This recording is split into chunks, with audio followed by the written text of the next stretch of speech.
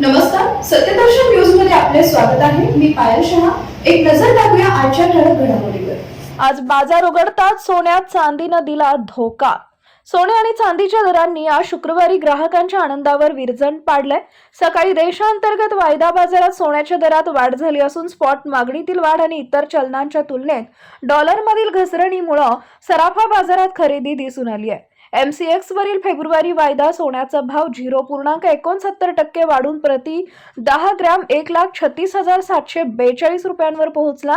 तर MCX वरील मार्च वायदा चांदीचा भाव 1.74% वाढून प्रति किलो 2,39,967 रुपये होता.